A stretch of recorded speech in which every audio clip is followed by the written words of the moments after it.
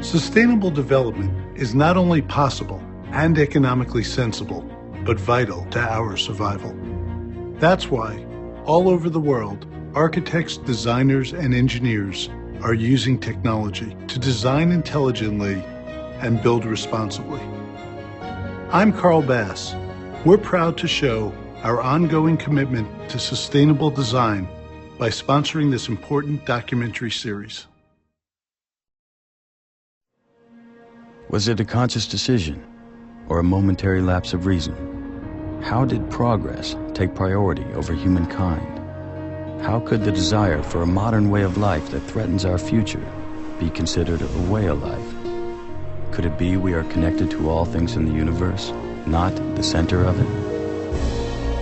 That suburbs in Los Angeles affect the melting ice caps of Antarctica. Deforestation in the Congo affects the typhoons of Japan.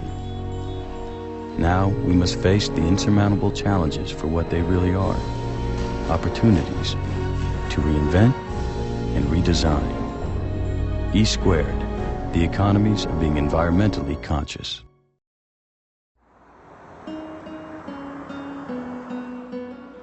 Poverty and despair, like all things, are interconnected, especially in cities of developing nations. But could poverty be connected to hope by way of design? Latin American capitals have this huge contrast between rich people and poor people. There's a lot of inequality. Cities have grown too fast. A lot of people coming from the rural areas into the cities in very short periods of time because they're looking for a job or they are trying to avoid the violence. Bogota grew in 100 years from 100,000 persons to 7 million. So Bogota has grown in an illegal way.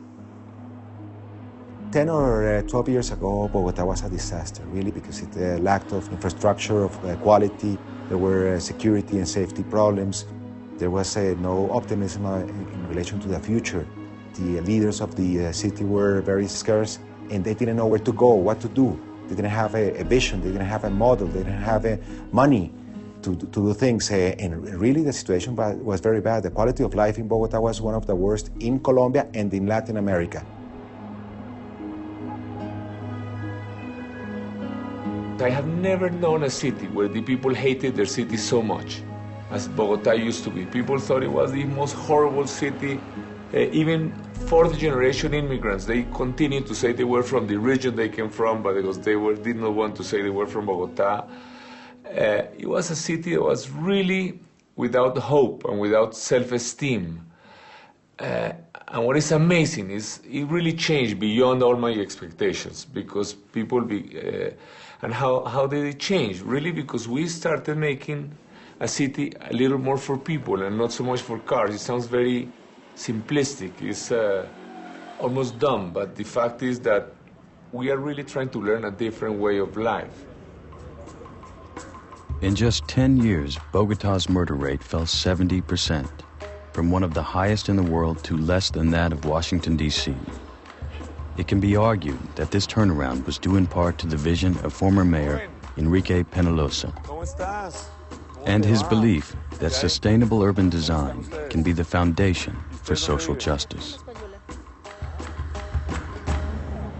Since I was a child, I was obsessed with making a better country, a better society. I moved to the US when I was 15. Then my father became Secretary General of Habitat, the first United Nations World Conference on Human Settlements, on cities and urban development problems. Until then, I had been obsessed with equality, socialism, and economic development. But then more and more I realized that socialism didn't work through time, and that economic development would come sooner or later. But the way we created cities would really determine the way people would live and how happy they would be. After seeing cities in Europe, Peñalosa said, "As a fish needs to swim, we need to walk, not in order to survive, but to be happy. For 5,000 years we've had cities, and for 5,000 years all city streets were pedestrian only. When cars appeared, we should have at least decided that half the street would be for cars and half for pedestrians. Unfortunately, this was not done this way, and we have done environments which are very horrible, where children grow in fear of getting killed. I mean, and we think it's totally normal. Just tell any 3-year-old child, watch out, a car, and the child will jump in fright. I think now we are at a time where we can begin to correct that enormous error. So, at some point, if we want to make a city that is very nice to people, there must be some sort of restriction to car use. We are here at the Avenida El Dorado, one of Bogotá's main avenues, and we are in the Domingo Ciclovia. In Bogotá, every Sunday, we close about 120 kilometers of main arteries during 7 hours, from 7 in the morning to 2 in the afternoon. And we get more than 1.5 million people coming out. Rich, poor, fat, skinny, old, young. This is a wonderful place for integration. It's the safest place in the city. In 1982, a mayor called Augusto Ramirez put this into place. And since then, it has been growing more and more and has been better and better organized. I would say this is the seed of everything that has happened in the city afterwards, that we have made a city more for people and restricting car use. I think this was the beginning of the new Bogotá. When I came into office, I received a very big transport study I had for the city, which had been done by the JICA, the Japanese International Cooperation Agency. And although it proposed some bus lanes and some public transport, really, it proposed 7 elevated highways. 7 elevated highways which were worth more than $5 billion. And so, from the start, we said, no, we are not going to do this. We did not have public transport. We had some extremely chaotic bus system, almost individually owned buses, racing like crazy. They would stop blocking the 3 lanes of road so that the buses behind would not overtake them. They would dump people in the middle of the street. There were many accidents, buses even going out of the street into the sidewalk and killing people. So instead of doing this huge investment in elevated highways, we decided we're going to move by public transport. It was a huge battle because the buses, the public buses in Bogotá were in the hands of a mafia. So it's a multi-billion-dollar business. And then comes Peñalosa and said, forget it, I'm going to take away the biggest chunk of your business. This is going to be now a system managed by the local authorities. So they were a very powerful political group which could also bring the city to a halt with a strike. And we were going to substitute them totally by the new system. So it was a big challenge, a bit of carrot and a bit of stick. We said, we want you to become and be part of the system, for the traditional bus operators to be the shareholders in the new system.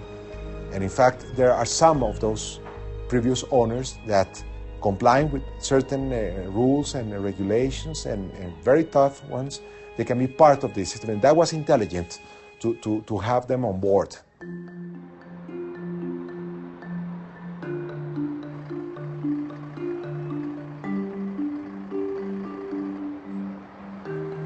So we structured a bus system which we copied from the city of Curitiba in Brazil, and we improved it a little bit.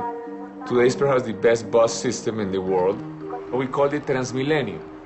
Transmilenio really shows a lot of what Peñalosa wanted to do, because Transmilenio is the public transportation system and it changes the city around it. So it makes public space for pedestrians around it, which is the main goal of Peñalosa's city model.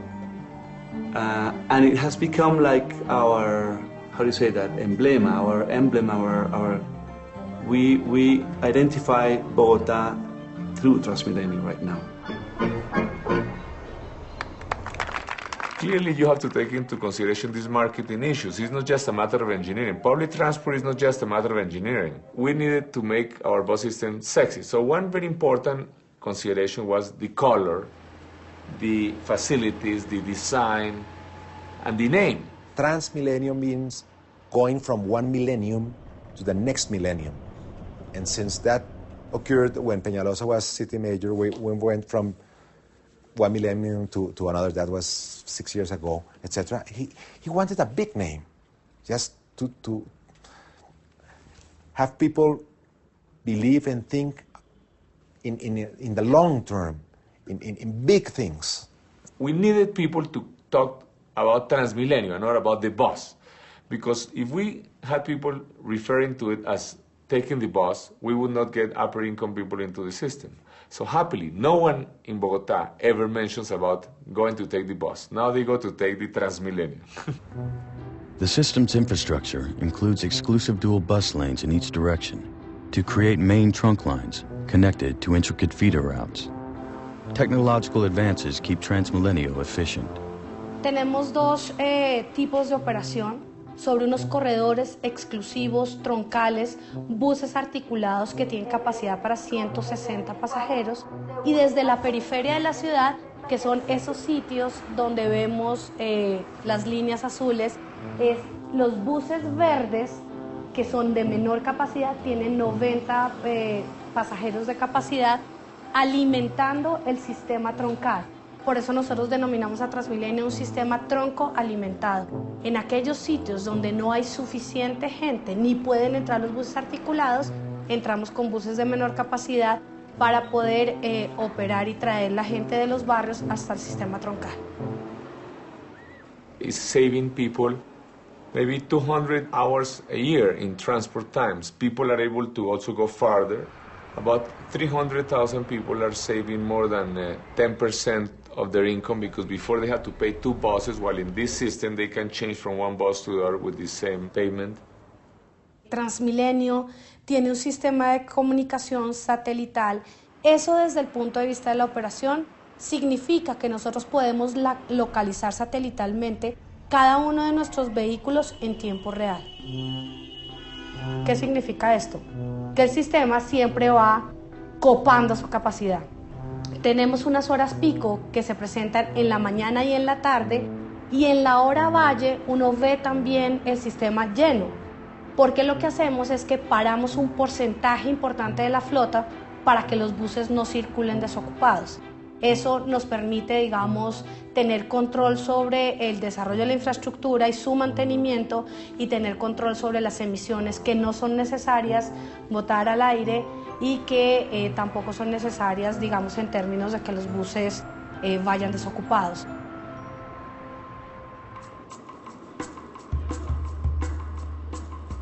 Each detail in a city should reflect that human beings are sacred. Every detail. I think that the most important element in a city are quality sidewalks. Large sidewalks with ramps where at least a couple of wheelchairs can go one next to the other. And we didn't have this. I mean, the main avenues in Bogota for 60 years, the biggest roads have been built without any sidewalks, and supposedly the people who would make buildings alongside them should have built these sidewalks, but they didn't, of course, and we just had more and more just a big parking lot, more than a city. In Peñalosa, from one day to another, he stopped that thing and he started to take these privileges of people, these abuses of people away, and they reacted. Muy rico, la ciudad está bonita y eso, pero no han pensado en parqueaderos. Las pocas calles que quedan, que son las calles como de zonas de parqueaderos, ya nos pusieron prohibido parquear. Several times he said, I don't need to explain the law. I don't need to negotiate the law. The law is there. This is a public space, and I will simply recover the public space, period, right now. And probably Peñalosa made a mistake there.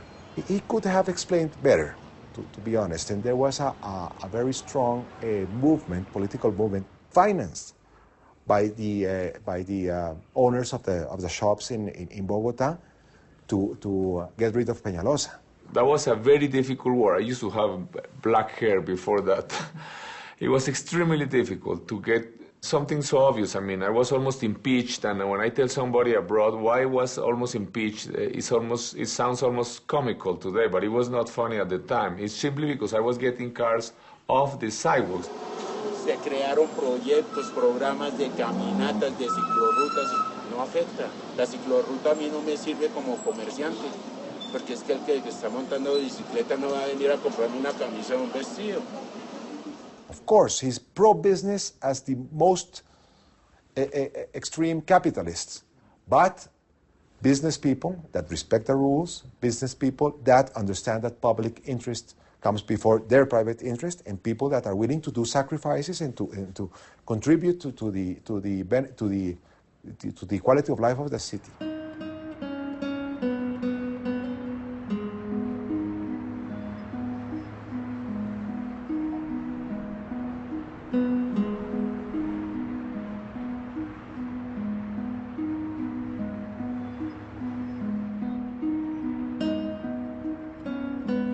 So it takes huge amounts of money to make the flyovers, the elevated highways, everything. So if you allow these priorities to become the city priorities, you have no money left over to do parks or nurseries or libraries or schools. When Peñalosa started to take these tough decisions, he said, I have limited amount of money. I cannot spend that money to benefit the 15% of the population of Bogota that have a car. I have 1 million persons in Bogota live in misery, not poverty, misery, extreme poverty. That's less than $1 a day to survive and to pay for everything. So I need to invest in giving water and sewage to these poor neighborhoods, and health and education, and I will not invest more in highways for people who have cars. I mean, it's even immoral.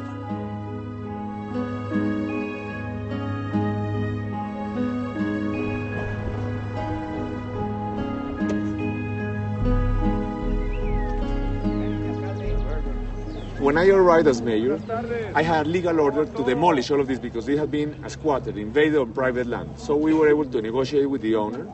We were able to give property titles. This used to flood with sewage until here when it rained, so we put the pumping stations and the sewage pipes and all this. We built the schools, the nursery schools, the nearby libraries, the pedestrian streets. The Alameda del Porvenir was built to run through the poorest areas of Bogota, where paved roads had yet to be built. Its radical new approach was not just in road building, but in its statement of priorities. This is a pedestrian and bicycle street only. Here you can see how the pedestrian area, the bicycle area, and the cars are in the mud. And of course, I would love to pave these streets for cars too. It's not that I have anything against it, but if we have scarce money, we have to choose what to do first. And besides, I knew that I only had 3 years as mayor, and I knew if I didn't do some crazy project like this, no one else would ever do it. Sometimes people may wonder, why is public pedestrian space important in a poor city where there are so many unmet needs? Well, I would say precisely this is where it's most needed, because the upper income person goes to country houses, to country clubs, to a large apartment or a house with a garden. And the low income person, for these people who live in very cramped spaces, the only alternative to television they have for their leisure time is public pedestrian space. The Alameda is the longest pedestrian walkway in Latin America. More than just asphalt, concrete, grass, and trees, it's now part of the social fabric connecting 3 million residents. It has like 3 ends. It's like a thread that serves the city. I mean, it goes all around the city, making connections of everything. Connecting Transmilenio. So 3 of the main lines of Transmilenio are connected by the Alameda. Then it had to go through all the big parks that were going to be built around. Then it had to touch the schools and libraries. So the Alameda connects everything. People uses it in very different ways. We thought it was going to be mainly for mobility, to get from one point to another. But some people use it as a park. So they go out on Sundays and fly a kite and go on a bike and then go back to the house. Maybe some of them, they don't know it goes 17 kilometers long. But it doesn't matter. I mean, it changes the way of life of the people around. A good city this is a good city, where the whole neighborhood is out. And this is easier to create in low-income neighborhoods, because in upper-income neighborhoods it's very sad, because they are all inside a shopping mall. Here they are all in the park, all the neighbors, walking, riding bicycles. See? The dogs, the families, the youngsters playing. This is what lowers crime rates, when all the neighbors know each other, they are friends. The Alameda goes through a neighborhood that was the most dangerous neighborhood in Bogota. After the Alameda was built there, that changed completely. The city became alive, so it wasn't anymore the most dangerous place in the city. The statistics changed because of the project, and that's good. There are many theories about why the crime rate went down in Bogota. I think that the most important thing is that the social organization gained a lot of legitimacy, because people thought the city government was honest, was efficient, and was improving their quality of life. So when the system has legitimacy, people obey the law more, they denounce more those who break the law, and then the government itself has more moral authority to be strict in law enforcement. Señor, señor, señor. Peñalosa is determined to see that public good is not trumped by private interests, even if it means personally policing the Alameda. We have more people killed every year in Colombia, pedestrians and cyclists, than people were killed by the conflict, the military conflict we have. So these are important issues. So I would say that a protected bicycle way is not just something cute, not some architectural element, but it is a right, unless we think that only those who have access to a car have right to safe mobility. I would say that our creativity is very important, that we can generate appropriate solutions for our own problem. We don't have to look forward other places, but it's important to look forward, but that we can, with our creativity, produce our own solutions to our own problems. When we have a bikeway, a protected bicycle way, this is important because it protects cyclists. But it is also very important because it's a symbol that shows that a citizen on a $30 bicycle is equally important to one on a $30,000 car. It's a very powerful symbol for democracy. Enrique Penalosa left office with one of the highest public approval ratings of any mayor.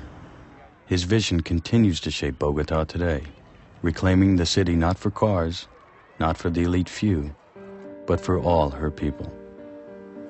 I think it's a much more fun city now. You know, a lot of people out in the streets, hundreds of thousands go out to jog, to ride bicycles. There is more color. It's like more youthful, more luminous.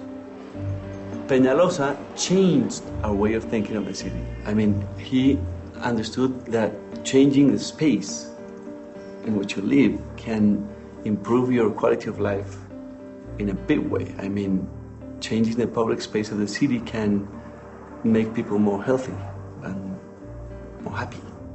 Peñalosa has a special ability to have these fantastic dreams, and he's able to convert those dreams into reality as no other politician has been able to do in this country. What is most important is the changing attitude of the people. I mean, this was a city where people thought the future would only bring worse problems. And there was a very radical change to a city where people have self-esteem, even pride, and especially they have confidence that it's possible to build a better future. By the way, I like to emphasize, we are a city that has horrible poverty problems still. We are not a model of anything. We are just trying to solve our problems, giving priority to people.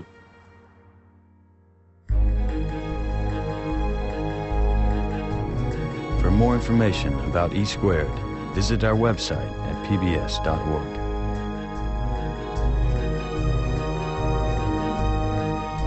E Squared is available on DVD. To order, call PBS Home Video at 1-800-PLAY-PBS.